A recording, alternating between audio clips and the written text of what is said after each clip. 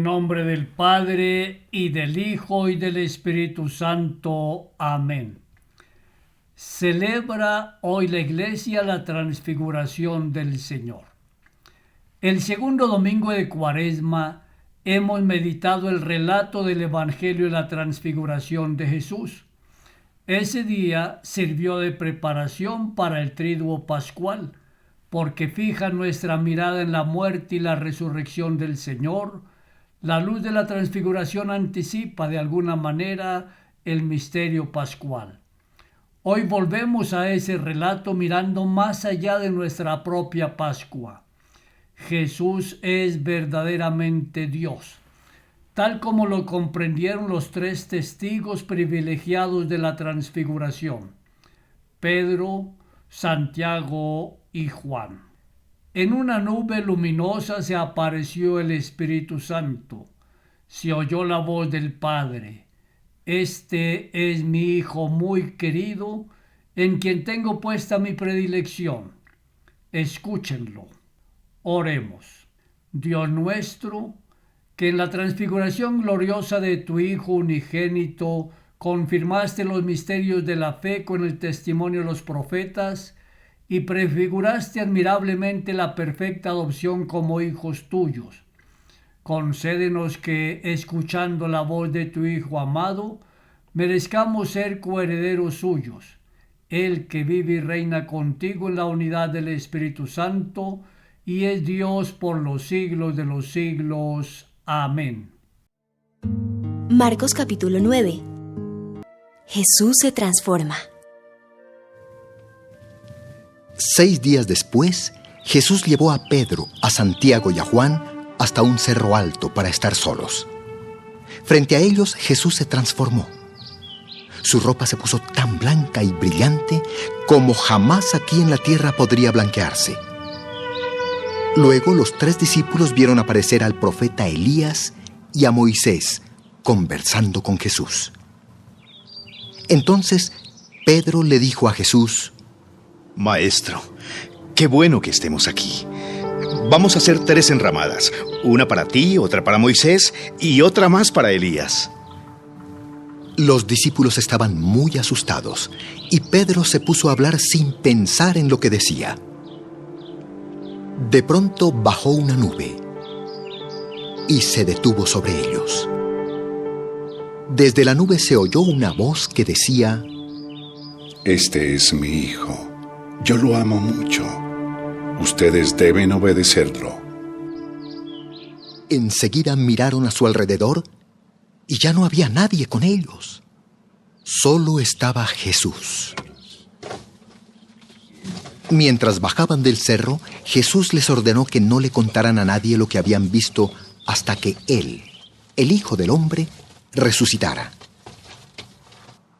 Pedro, Santiago y Juan guardaron el secreto, pero se preguntaban qué significaba aquello de resucitar. La cumbre de este grandioso texto que nos presenta San Mateo es la voz del Padre proclamando la identidad de Jesús. Este es mi Hijo muy querido, en quien tengo puesta mi predilección. Escúchenlo. Con qué claridad nos enseña que la fe del discípulo misionero del Señor comienza con la escucha atenta de Jesús, palabra viva de Dios. Se le escucha subiendo con Él a la montaña.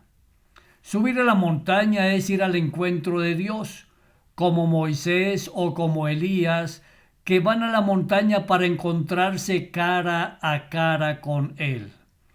En la Biblia, el monte, el desierto y la soledad significan la actitud de soledad y de silencio interior para dialogar con Dios. Igualmente, el monte en la Sagrada Escritura es un lugar predilecto en el cual Dios mismo se da a conocer. Es un lugar de teofanías, manifestaciones de Dios.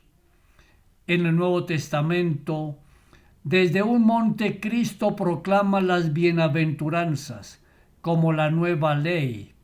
En el Tabor, con la transfiguración, anticipa su gloria, En el Calvario entrega su vida y en el monte de la Ascensión confirma su exaltación a la derecha del Padre. Subir a la montaña con Cristo es peregrinar en la fe, es dejar nuestras seguridades, renunciar y morir a uno mismo, optar por la vida a través de la muerte. En la parte alta del monte se manifiesta Dios, camino, verdad y vida, como anticipo de la resurrección.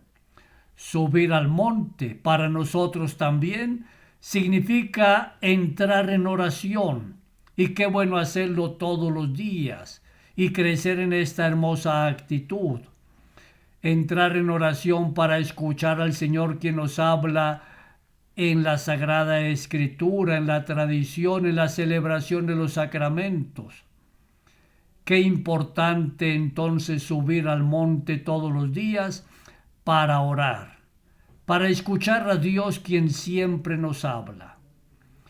Escuchar a Jesús como nos lo pide hoy nuestro Padre Dios es la clave de la fe, así como lo enseña San Pablo al preguntarse: ¿y cómo van a creer si no se les predica? Qué importante es estar atentos para escuchar. La escucha de la palabra es el mejor de los alimentos para crecer en la fe. Cristo mismo es la palabra definitiva del Padre anunciada por la ley y los profetas en el Antiguo Testamento.